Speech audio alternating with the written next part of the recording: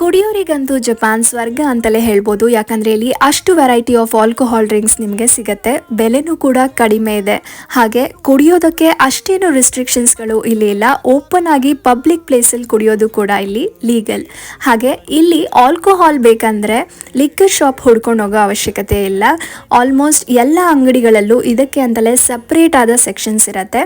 ದಿನದ 24 ಗಂಟೆನೂ ಒಂದಲ್ಲ ಒಂದು ಶಾಪಲ್ಲಿ ನಿಮಗೆ ಅವೈಲೇಬಲ್ ಇದ್ದೇ ಇರುತ್ತೆ. ಅಲ್ಲಿ ನೀವು ಕೊಂಡ್ಕೋಬೋದು.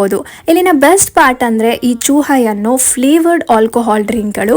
ಇದರಲ್ಲಿ 3ರಿಂದ 9% ಅಷ್ಟು ಆಲ್ಕೋಹಾಲ್ ಕಂಟೆಂಟ್ ಇರುತ್ತೆ.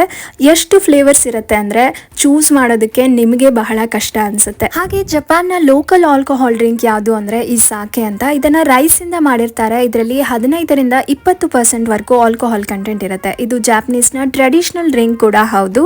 ಮತ್ತಷ್ಟು ಜಪಾನ್ ಸುದ್ದಿಗಾಗಿ ನನ್ನ ಚಾನಲನ್ನು ಫಾಲೋ ಮಾಡಿ ಅಂತ ಕೇಳ್ಕೊತಾ ಧನ್ಯವಾದಗಳು.